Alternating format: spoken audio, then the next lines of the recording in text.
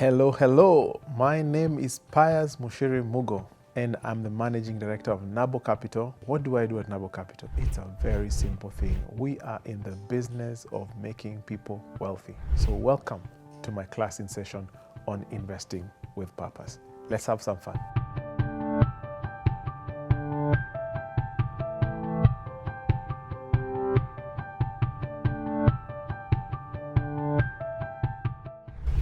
Talking about dollar passive income, I've got a question here. Yes. This one I'm passionate about because I have heard you talk about the money market fund that you have, and even when you showed it to me, you showed me the dollar option, and I was and at that time I didn't really understand, and in the last year, what the dollar has done as somebody who earns some revenue in dollars.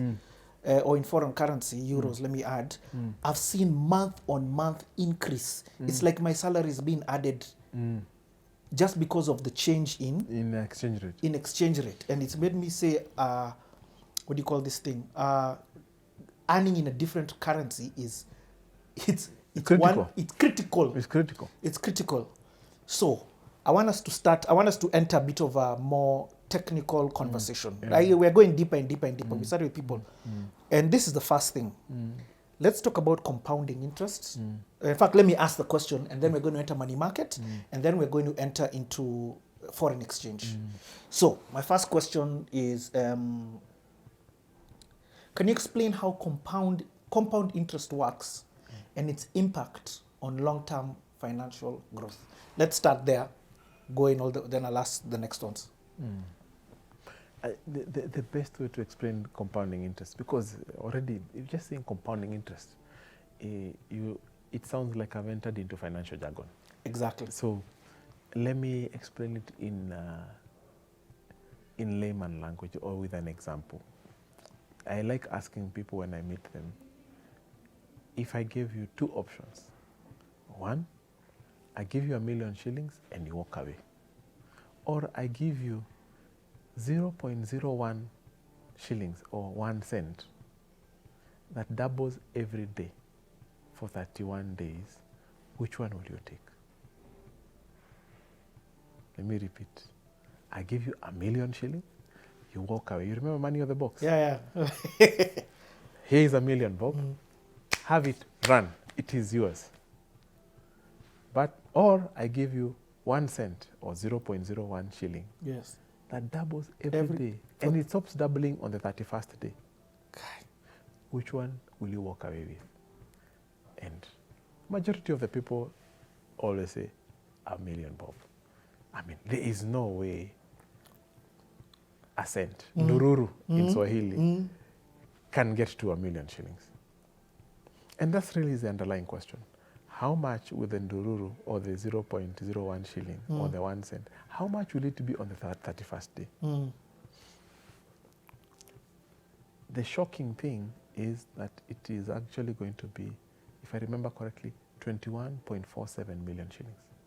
21.47 million shillings. Okay, I thought you were going to tell me like 4.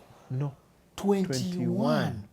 21.4 million shillings. From 1 cent, 2 cent, 4 cent. Yes. 8. On the 31st day, it will be 21.47 million shillings. That is beautiful. Now, why you're shocked is because you have just experienced the power of compounding. Yes. Because the interest is producing more interest, and the fruit is producing fruit, and another fruit those fruits are producing more fruits. So it completely is uncomparable to 1 million shilling after some point. Now, this is also the other thing. If you do it day by day and you see up to the 31st day, you'll notice, and you even do a graph, you'll notice the graph starts very slowly. Then at some point, it just goes like this. Yeah. We call it hockey stick. It grows exponentially. Because if today is the day 31st, yesterday it means it was what? It was how much? Half. From 21. Half of 21.47? It was 10 point something. Yeah. and the day before. 5.0. Can you see That how change. every day Yeah. makes such a big difference? The power of compounding. Now, the compounding, the thing with investment, when you're experiencing this compounding, it feels like you're doing nothing initially. And then the power really kicks in when the fruits start producing more fruits. As the years go by, it becomes insane. Centum, 2008, when James Moore was appointed CEO, had a balance sheet of 6 billion shillings after having been in existence for 40 years. Wow. We did a strategy, did research, put together numbers, and we were so convinced that in 5 years, by 2014, the company was going to be at 30 billion without raising additional capital. From 6 to 30 in 5 years, having become 6 billion over 40 years. And we did crazy compounding. We were investing. I remember there is one place we invested, there is one investment I made in Tanzania. 800 million came back with 3.3 billion. Another one in Rwanda, put 40 million, came back with 256 million. Another one in Ghana, put 300 million, came back with 900 million. It was just, so I was moving money here, you've multiplied, move it somewhere else, it multiplies, moving there, it multiplies, compounding. Guess what? By 31st of March, 2014, we're at 29 billion. We missed the target by $1 billion. Power of compounding. Now, this is not just an institutional story. This is what we see every day in our client portfolios. We see, even then they're shocked. Oh my God, I did not believe that I could be. There's one of my friends.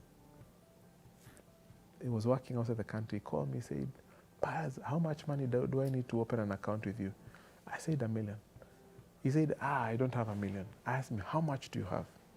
He said, I have 20,000 bob. I told him, I'm going to make an exception. I'm going to open an account in Abo for you with 20,000 bob, as long as you promise me one thing. You put money in that account every month. It is your money, not my money. Put that money in. Commit to put some money in that account every month. And the guy started putting money, and money grew. He started putting 100,000. It was just crazy. The last time I met him, the account was over 7 million shillings. This is a guy who said he has only 20,000. He doesn't have $1 million. And now it has affected his entire life. Completely. This is after paying out other things. Yeah? So if we didn't pay out, it would be over 10 million. Yeah? And the stories continue. The power of compounding. The power of compounding. So compounding is when you invest and your principal produces income, and that income is reinvested and it produces income, and that new income and the old income are reinvested, and they keep producing first, so you fourth, you second, put in, third, fifth generation of returns. Give an example of you put in 100,000. So what after a month, let's say it gives you an interest of whatever it is, even if it's just 1,000 shillings. Now you have 101,000 shillings for the next month. That's reinvested. Okay. So this time it's not giving you back a 1,000 shillings, it's giving you 1,050 bob. That's reinvested. I get it. So the profits keeps producing, and new profits keep. So you have multiple generations of profits because they're producing for each other. Every shilling produces a child. Okay. So that's the compounding explained. It's actually called the eighth wonder of the world. Yeah. with that same question, then I can ask now the next question. The big fight between putting money in a bank account and money market fund. What is an MMF, money market fund? That's a good question, and but allow me to really explain this a little bit with a bit more broadness. No problem. Because what I see when people come to us, they don't understand how the financial system works. They can't distinguish a bank, insurance company, SACCO, and an investment company like ourselves. Why does a bank exist? A bank exists for one and one reason only: to help us to transact, exchange transactions. You cannot transact any business without a bank account. I can't pay school fees without a bank account, you know, unless you're doing money shenanigans, you know, which is very difficult to do nowadays, you know. So the basic existence of a bank is transaction. So the money that should sit in your bank account should be transactional money only. The money that you need to pay others. Let's go to an insurance company. Why does an insurance company exist? An insurance company exists to mitigate risk. When a risk takes place, the insurance steps in to indemnify you or restore you to where you were before the risk crystallized. Not to make you rich, to restore you to where you were before. So, how does the insurance company make money? It makes money when they insure you and your risk does not crystallize. Yes. How does a bank make money? A bank makes money when you give them when you have your money there, which is earning less than what they are using it for. They earn the spread. Okay? They invest in a bond, they make 14%, you get 6%. The rest goes to them. That's why you can never go and ask a bank, what did you do with my money? You'll be chased away. Yep. Yeah? The third one is a SACCO. SACCOs are the creation of the inefficiencies of a financial system or the banking system, because the banks previously, especially in Africa, were out to serve multinationals and corporations. So individuals like ourselves never felt welcomed in a bank, in banking halls, unless you are a great man, you know. So it is the equity banks and especially Equity Bank that have changed the narrative of banking. Yeah, and other countries are also going through the same thing. So if you needed money to do anything, to borrow, it was very difficult to borrow from the banks. Banks were just giving money to government and very secure institutions. And so, high net worth individuals. Very high net worth individuals. So SACCOs were formed so that they can become a place where you can have communal lending. We can de-risk each other. I know Richard. So when Richard is borrowing, I go and guarantee him. If Richard doesn't pay, I will pay. Or three of us, we guarantee you. If Richard doesn't pay, we will pay. So we de-risk you. And therefore, you borrow from our money also. You know. So it's like a merry-go-round, kind of. That is happening there. So if you're in a SACCO and you're not borrowing, then you are not benefiting from it. SACCOs are not meant to be investment vehicles. Even the regulations are not for investing. I know I am messing with very many people when I say this. Yes. The regulations for SACCOs are not out to protect investors. They're to protect members who have this thinking, you know. Then come to investment companies, like the ones, especially the ones which are regulated by Capital Markets Authority. Yeah, then this is where, if you want to invest money, that's where you put money, because the regulations are specifically to protect investors. Specifically to protect investors. Now, let's come back to your question. Money market and bank account. Bank account. I get you. Yeah, I even feel like I can answer it. Teacher me. So, a bank account is a place where you put money for transacting. Yes. A money market is a place where you park money for investment, to grow it. You park money for investing as you come up with a long-term plan on how to invest it. So the key word is parking. You park the money for a short period to earn more money. Because as you park, it is still playing around with that word compound. Yes. It is doing things. Yes, it is doing things. Because a bank account, most on average, will earn you less than a money market account. You see, a bank account there's a current account. A current account earns you nothing. A call, the lowest form of earning you can get in a bank is a call account. And now, if you put money in on a call, it means you earn very little, because the bank doesn't know when you will come for their money. So you can earn 2%.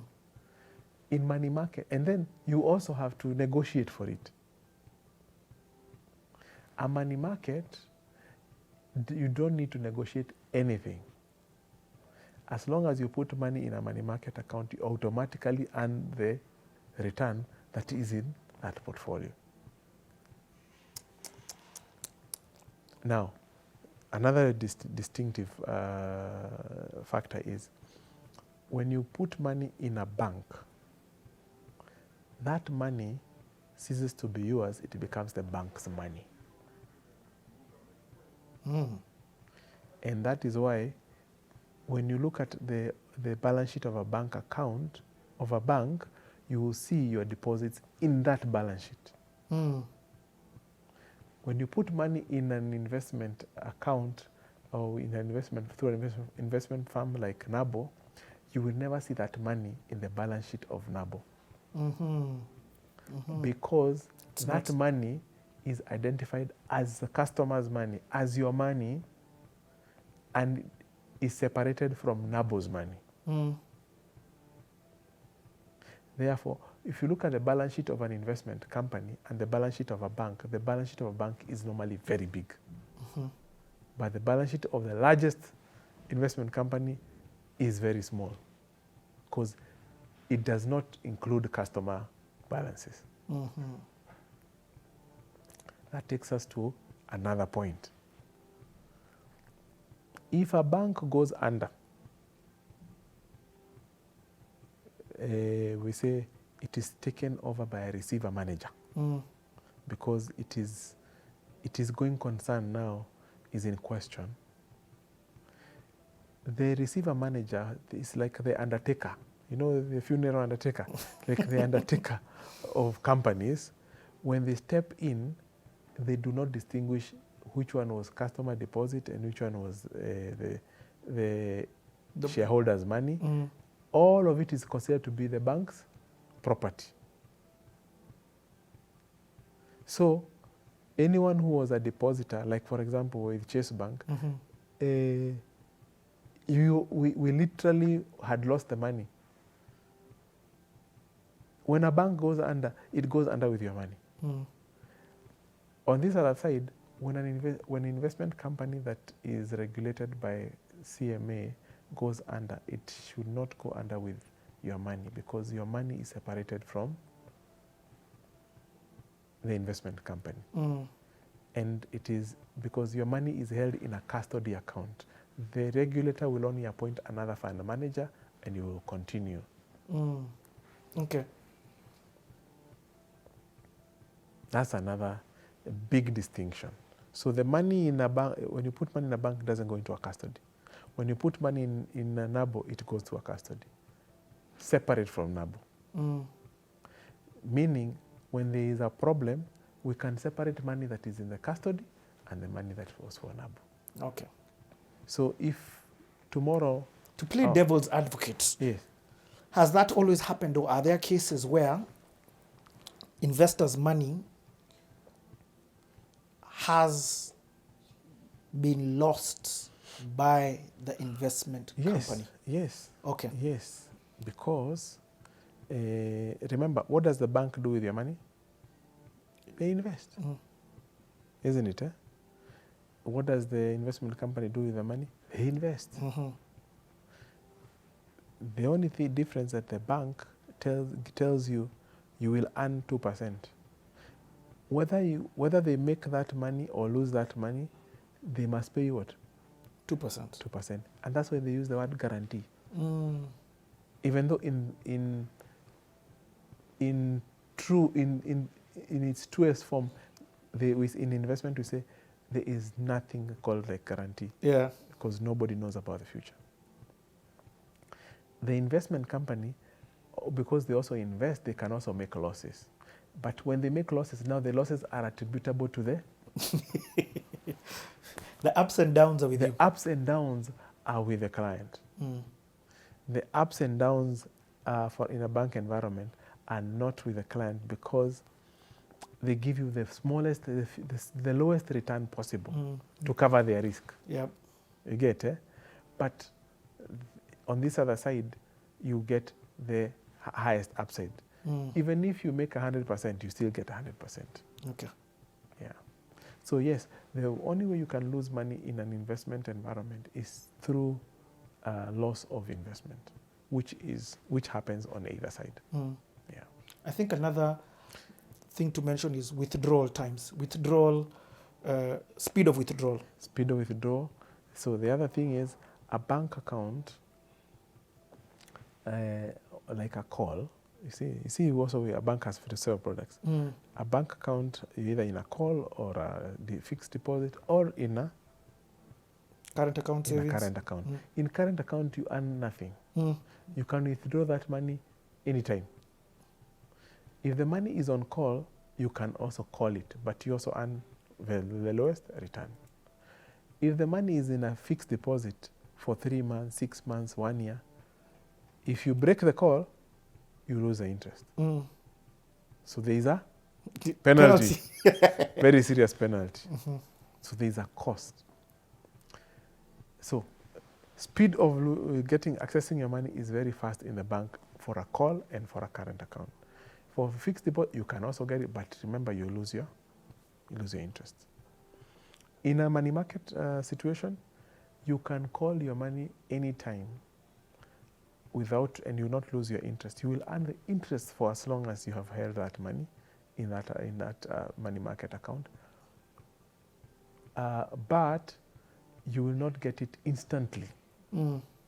Most of the fund managers will give you money within 48 hours. And this is very important because we do not want a money market account to be the same as a bank account. A bank account, when you are out there on a Friday having a good time and you run out of money, you can withdraw from the bank account and continue having fun with you. But remember, the money is transactional. Money market account is about your future. You do not. You've already said, I don't want to spend this money. I'm separating. I'm removing it from the bank. So we do not also want you to access the money so easily that when you recover from a hangover the following day, you start saying, oh man, why did I invade my savings, my investments? So most of the people are very happy when they wake up the following day and say, you know what, I'm so happy that I could not access my money market. Yeah. But or even I found other ways to deal with this emergency. They always find new ways. So most of our customers will come and tell us, hey, this investment that I have with you is the last tree that I shake when I need money. And that is the place of investment. Investment is about delayed gratification. And we cannot, if we change that, we become a bank. I like it. Yeah, but it is safe to say this. I won't say this very controversial statement, but it is true. Say it. A money market account is safer than a bank account for several reasons. When a bank goes under, it goes under with your money. No doubt about it. And it is not some money, all the money. In Kenya, the Deposit Protection Fund only says it will refund customers up to $1 million. Yes, less than $1 million. Up to $1 million. So if you had $1 billion, what is $1 million compared to $1 billion? That's what was facing us during Chase Bank. And this statement, by the way, I started saying it from the day we experienced Chase Bank. Because it was, oh my God, this is the truth. You know, this is the reality. So when a bank goes down, it goes down with all your money. And you can only recover a very limited amount of money to use the deposit insurance route. On this other side, number one, if an investment, a fund manager goes under, that there is separation of money. So ideally, you should not have any loss of money. Absolutely, you should have no loss of money. The only way you can lose money in a money market account is when a bank goes under and that money market fund was exposed to that bank. Okay. But the regulations limit us how much money we can put in one asset or one investment. We are allowed to invest up to 25% in one institution or one issuer. So if at all that money market fund had invested in Chase Bank to the extent of 25%, then you lose 25%. Not the 75. Not the 75 will still be there. So again, another level of safeguarding.